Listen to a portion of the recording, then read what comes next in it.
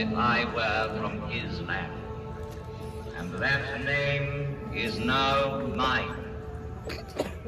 Close to the Nile, I watch over the plateau of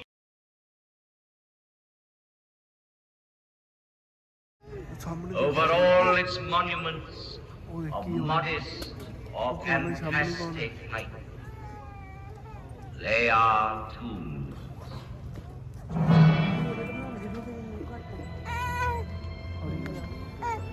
Civilizations are like islands on the ocean of barbarism.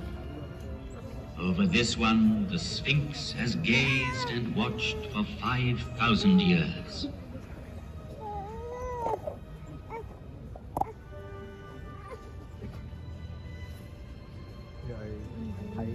At the foot of such mountains of stone, everything becomes minute and insignificant. Man is an insect. Yet, it was men who built these massive monuments. And the names of pharaohs whose tombs they are have crossed the ages. Their glory has defeated time.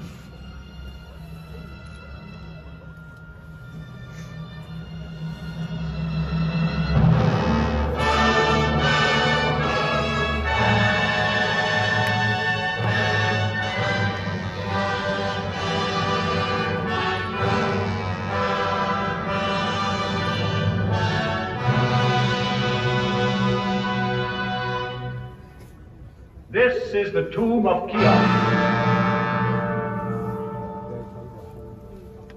pharaoh of the 4th dynasty, 4,500 years ago. Here is the great pyramid which he built to defend himself against death. 455 feet high. He achieved the building of the highest monument then known to man. The area it covers is vast enough to hold St. Peter's Cathedral in Rome, the cathedrals of Florence and Milan, Westminster Abbey and St. Paul's. 3 million blocks of stone, some of them weighing 30 tons, were assembled by Cheops' faithful workmen to achieve this fabulous construction. At the center of it, the pharaoh planned his inner chamber, where his mummy was to lie in splendor for eternity. At the foot of this pyramid, in the rock, a temple was built, and there were kept the barges of Cheops, the barges of night. In these large wooden vessels, the dead pharaoh could continue his voyage in darkness towards eternity. But all that remains of him is a small ivory figure, showing a noble face, the nose aquiline, the jaw determined, and the hieroglyphs representing the name he gave to his pyramid. Cheops dominates the horizon. The Pyramid of Khephren. It too bears an inscription, Khephren is great. Yet, out of respect for his father Cheops, Khephren built his pyramid on a slightly smaller scale. Each side of the base measuring 710 feet, the angle being 52 degrees, it reaches a height of 445 feet. The brilliant covering of polished limestone on the apex originally extended over all 4 sides, adding to the magnificence of the pyramid.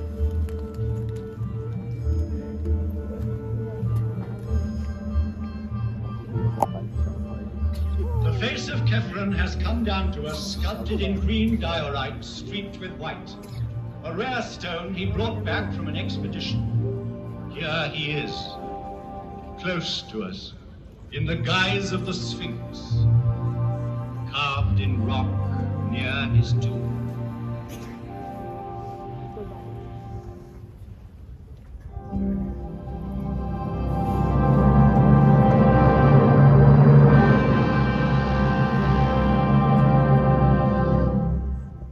Mycerinus.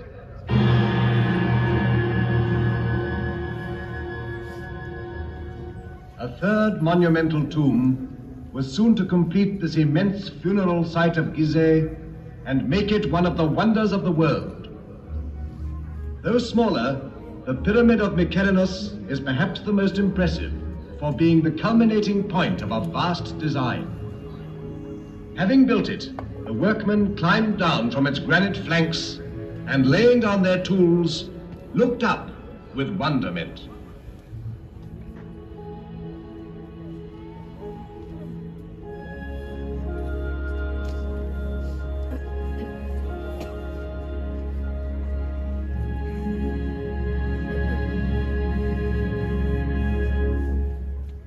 Great and powerful was Memphis, the capital city in the plain which joined Upper and Lower Egypt.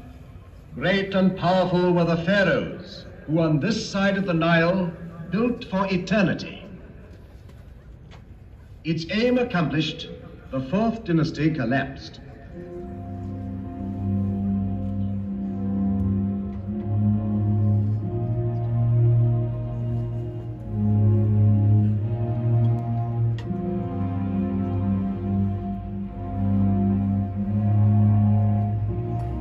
The pyramids still stand, and the inscription on the one that completed the design claims, "Divine is Mykerinos."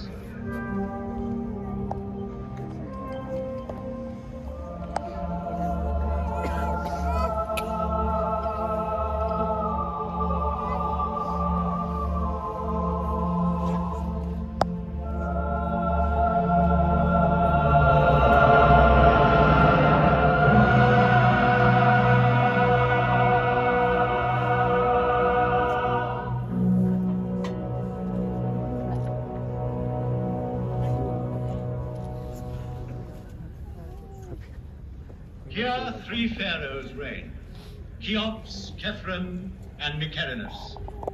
Sarcophagi may be empty, wrappings unwound, yet Cheops, Khephren, and Mykerinos still reign, bearing the double crown of Upper and Lower Egypt. They reign over their court, buried round, over these small pyramids where their queens lie, over the tombs of their ministers, over the whole hierarchy, sleeping forever. Chamberlains, high priests, buffoons, architects, courtesans, each in his proper place in these funerary chambers, which are called mastabas. For this is a royal palace of the dead, with triumphal perspectives, pavilions, corridors, secret rooms, strong walls. It was a city of another world, approachable by the people only as near as the outer temples, where their devotion led them. Coming from the Nile, one ascended by a monumental causeway built on the same colossal scale to the high temples, where only the priests lived among the secrets of the mummies. They alone knew for what journey the great barges were being prepared at the foot of the tombs. A journey with the sun. A journey which has lasted 4,500 years.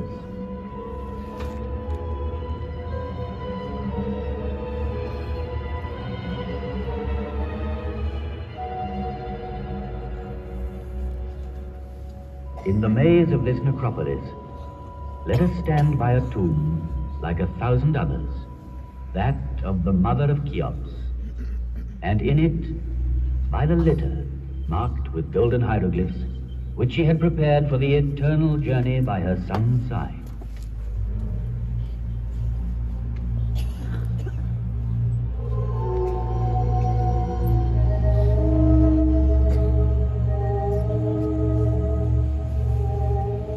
Neither wind, nor sand, nor centuries could ever entirely silence the voice of the desert.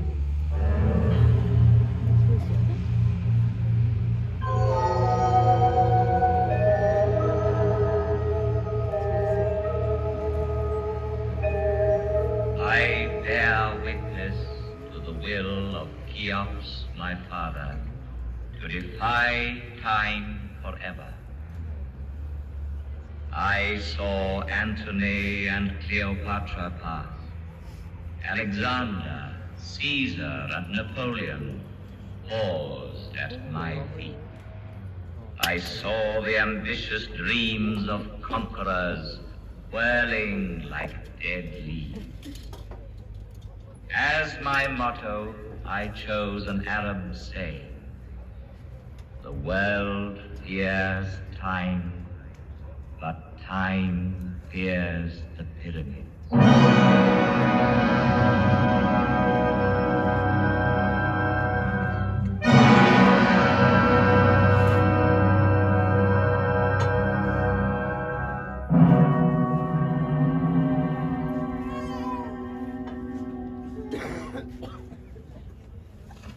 Ancient monuments, it is the pyramids which have always appealed most vividly to man's imagination. Considered from its top downwards, the pyramid is like the sun's rays bursting through a gap in the clouds. It commemorates the greatest victory of all, victory over death. It is the most perfect mansion, the strongest tent, whose great stone sides are both roof and wall, and so carefully sealed that the dream entrusted to it can live to the end of the world. The dream of immortality. To achieve this, embalmers prepared the body for 2 months, emptying it of all but its heart and kidneys.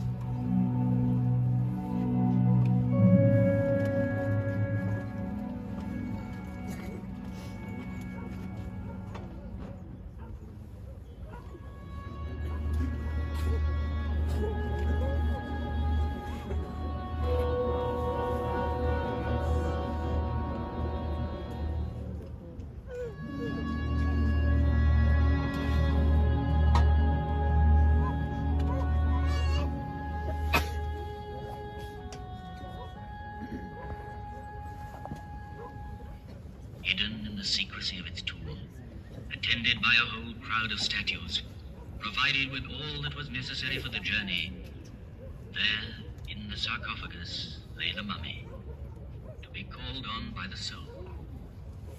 For alone and without the body, the soul could not go into the night. And from the depths of this tomb still rises the scent of herbs, cedar oil, resin, and myrrh.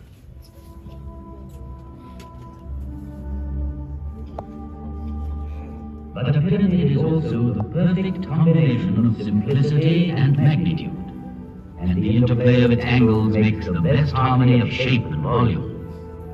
It is architecture's purest achievement, because it relies on the straight line alone. Never has the straight line been drawn with more mastery, skill, and strength. Homage must be paid to Imhotep to learn it, who at Saqqara conceived and built the archetype of pyramids. Made up of 6 mastabas, it rose gradually in a broken line of steps. The idea had been born. Calculations had begun.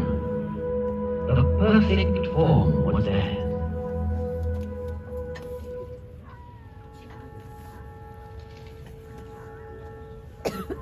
Among all the objects laid by a dead man's side in his tomb, the scribe's palette is undoubtedly the most precious.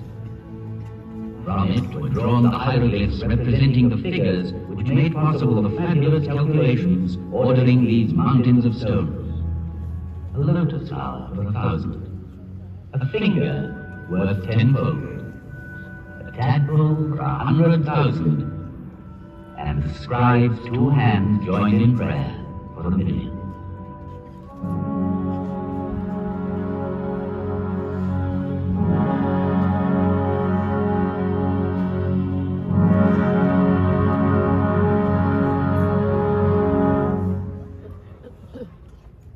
Stone by stone, it was built from earth to heaven.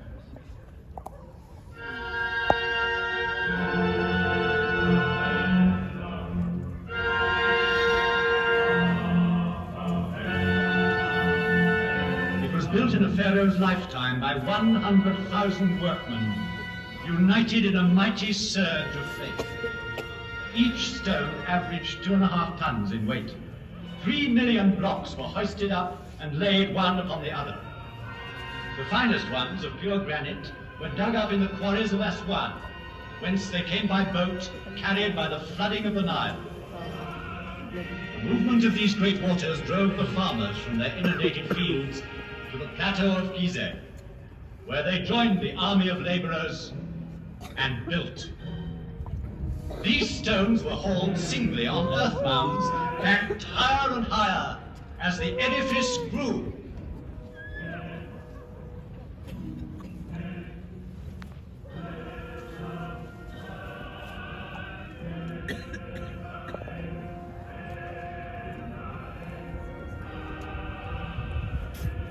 In front of such superhuman effort, can one believe in the legend of the whip? It needs mystical fervor to build a pyramid. Faith. Those who worked here deserve not our pity, but our deepest respect and admiration.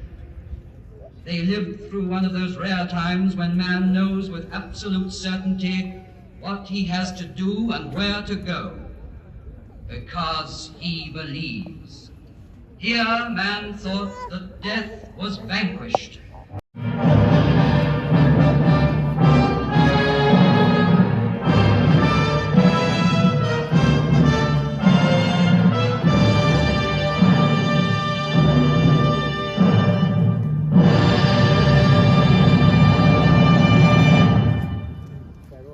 A monarch's reign has ended. The pharaoh is dead. And now from the valley rises the sad lament of his funeral.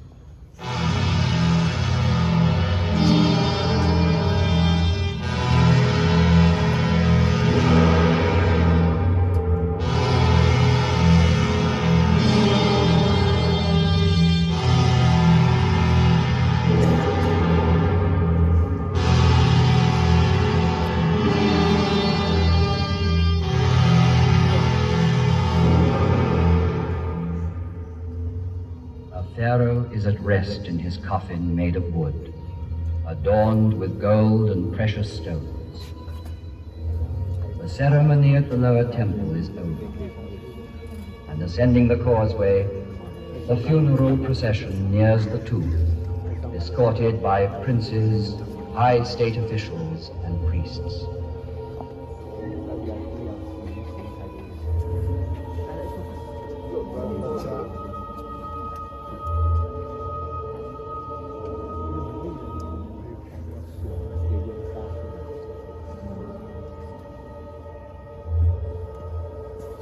The sarcophagus is ready at the heart of the pyramid in the funerary chamber.